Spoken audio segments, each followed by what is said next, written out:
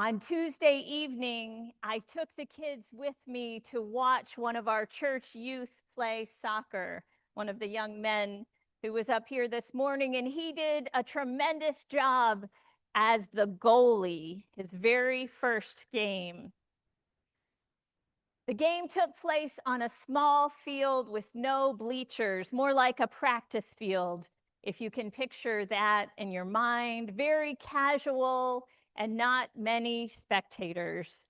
And so along with the other 8 or 10 parents and friends there, we were standing a few steps away from the sidelines cheering. The referee came by and told us, "Move back. Everyone must be at least 10 feet from the field," letting us know about an invisible boundary outside of the painted white lines. Our world is a world of boundaries. Every day we live within, we navigate and experience boundaries, visible and invisible, some limits that we intuit and some that we are taught. How close should I stand? Where can I park? I always think you can park anywhere because I'm from Florida. They just pull off anywhere, it's fine. What door can I use? What words are acceptable to say? Where am I welcome? What aspirations are available to me? And spiritually, what am I allowed to believe? What am I allowed to ask? Have I messed up so badly that God won't love me? I can even hear myself saying to my children, "Now you have crossed the line." Do you know about that line? The invisible limit in a world of limits and lines, seen and unseen. Today's psalm and gospel reading are each in their distinct ways about boundaries and limits, and specifically about surpassing them.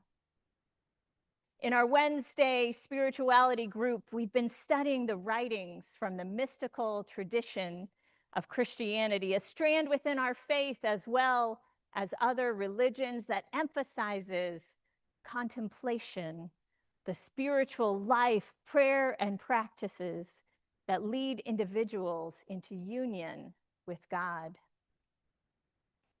One of our recent readings was a sermon written by Gregory of Nyssa, a bishop in the 4th century from Cappadocia, which is in modern-day Turkey. This sermon told the story of Moses' desire to see God face to face. Moses was indeed allowed a glimpse of God, but only from behind, not face to face. Anything more would have overwhelmed his humanity.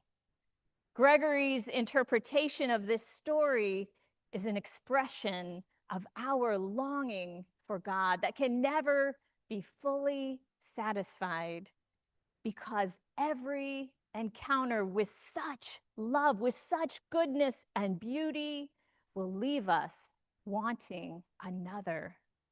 He writes, "The true vision of God consists in this, in never reaching satiety of desire.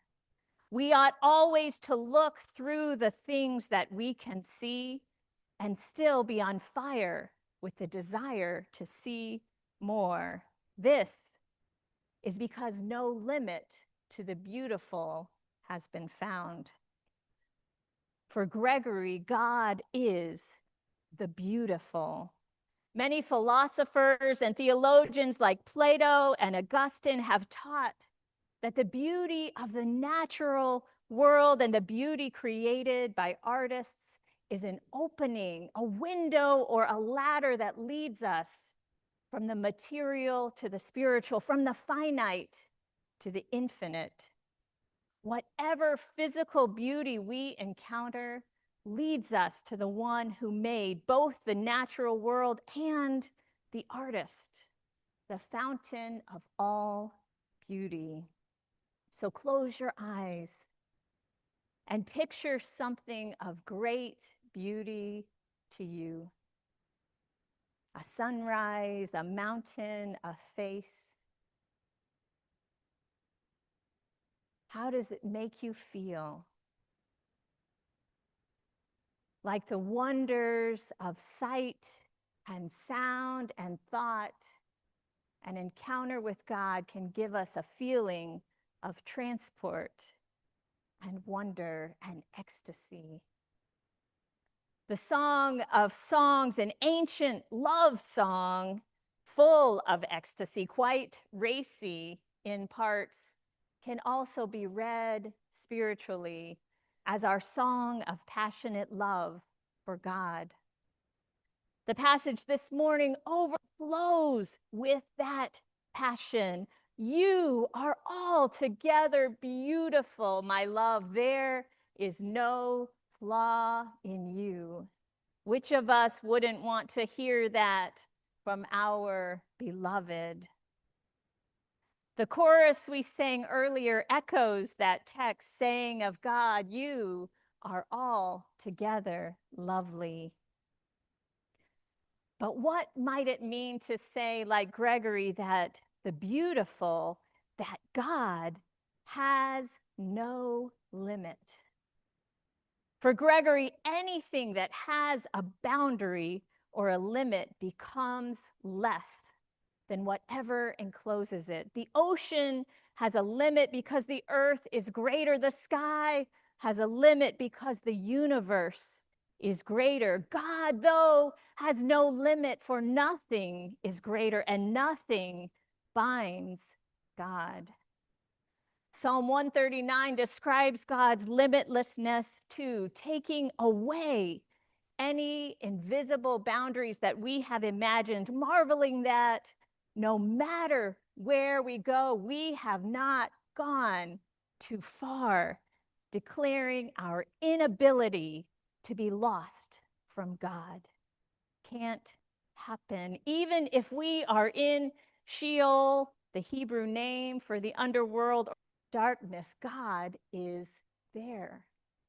Even in death and despair, God is there. In other words, we cannot estrange ourselves from God. Nothing can take us beyond God's reach, for God has no beyond. Our gospel reading from Luke is about another kind of invisible line, the social limits, the boundaries we set up around people. Do you remember the middle school feeling of walking out of the lunch line, holding a tray of awkwardly balanced food because the milk jug is just too heavy on that one corner, and not being sure of where to sit? The thought of that feeling still causes me to break out in a cold sweat. Maybe you were the most popular kid in junior high, but I wasn't. So at lunchtime, I was always scanning the room for either a ragtag bunch of people who wouldn't mind me sitting with them, or else perching on the margins of a clique, hoping not to be noticed. Oh, how we long for belonging. We long for belonging. One day, Jesus had been invited to a prestigious dinner, which I imagine was full of polite conversation. Only Jesus didn't keep quiet. Ever a truth teller, a bear poker, and a boat rocker, in the midst of this elite party, he had a few thoughts to offer to the host. Thoughts about who we should actually invite when we throw a party. When you give a luncheon or a dinner, he said, don't invite your friends or your brothers and sisters or your relatives or your rich neighbors, in case they might invite you in return and you would be repaid. But when you give a banquet, invite the poor, the crippled, the lame, and the blind, and you will be blessed because they can't repay you, for you will be repaid at the resurrection of the righteous. Who then should we be waving over to our lunch table? Come on, you can sit by me. This story about Jesus comes in a series of teaching in Luke 14 and 15 about God welcoming and celebrating those whom society and religion reject, about God's joy in the same people that others condemn. The lowest person gets the best seat at the table. The failed and desperate son is welcomed home. The shepherd goes looking for just one sheep. And the woman searches and searches until she finds her missing coin. We say no. God says yes. We say low, and God says high. We degrade or we just don't see, but God honors. We say good riddance, but God searches and finds. In a world of invisible boundaries, Jesus calls us to notice the lines, to notice them, and with eyes like his, eyes that see through human prejudice and false separation, erase the bounds that cut ourselves and others off from the gift of true belonging.